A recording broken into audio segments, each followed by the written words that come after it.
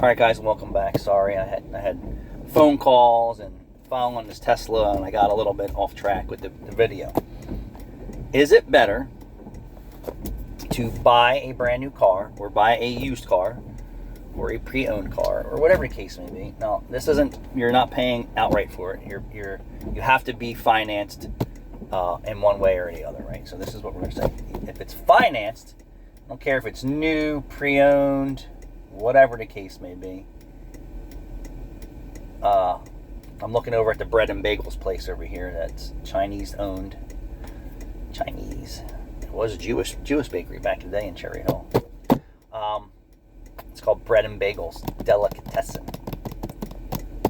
So example is, we just had a regular customer come in that had a Silverado with low mileage on it.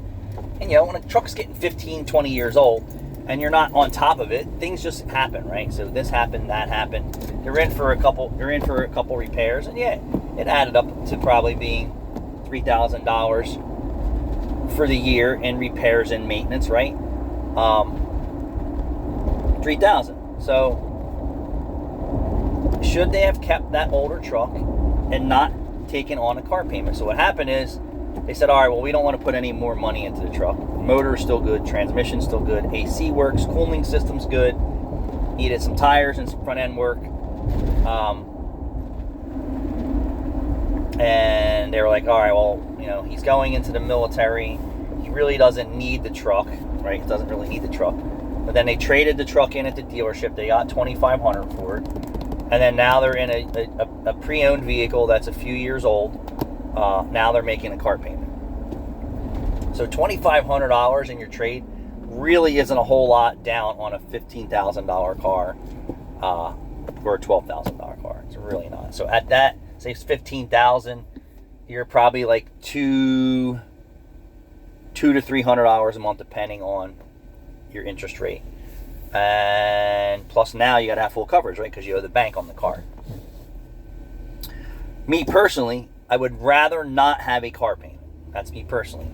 And I could afford to do it either way. Either be in the shop every other month for repairs and maintenance, or make a monthly payment for a car. You could pick a number for insurance, and we're just going to use an average. The average person, say, if they're lucky, is paying $500 a month plus, $400 to $500 a month for car insurance. So if you're in the shop every month for $400 or $500 and you don't have a car payment, I call that you're ahead, because you don't have to have full coverage and you don't have to make a car payment. Now, you buy a pre-owned car and the warranty doesn't cover everything. So cars with 100,000 miles on it or 60,000 miles today still require repairs and maintenance. So is it really worth making a car payment? In your mind, you're thinking, oh, it's a new car, I have security, it's not going to break down, it's not going to be in the shop for repairs and maintenance. Look around, people. Go to the dealerships. I mean, you're not blind. The dealership service departments are packed. They're 2 to 3 weeks out for repairs and maintenance. Why is that?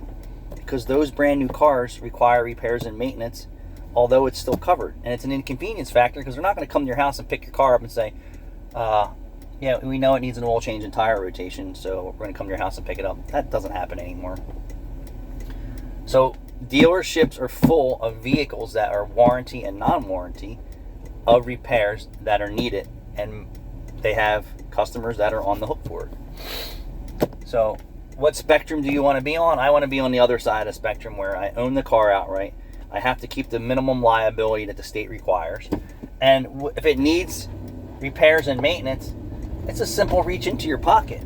At this point, I mean, if you can barely afford to make the car payment and the insurance, then you surely can afford to repair your vehicle. That's just common sense. If you can choke down a $200 a month car payment, or a $500 or a $700, it's so crazy today, then you can afford to be in a dealership or a service department every month, putting some money into your older or newer car that's out of warranty. That makes sense to me. Like, instead of you just saying, well, Apple Pay or Instant Pay or whatever pay, or you're not paying, just take your butt to the service department, get your car fixed, and save yourself some money. Everyone wants to drive a nice new car.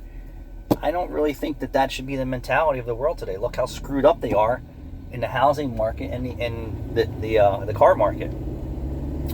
So I'll say this: smart consumers, not people with disposable money that they piss $100 bills, right? People that average American people. What's going on there? It must have been a trunk or treat last night. Average American people, paycheck to paycheck, or less than paycheck to paycheck, or over paycheck to paycheck. I mean, there's so many people who are probably a month behind on their mortgage and their car payments, and you name it. But then they're out there making a payment on the car. Plenty of good cars out there. Plenty. All right, so let me know what you think about that. Thanks for watching.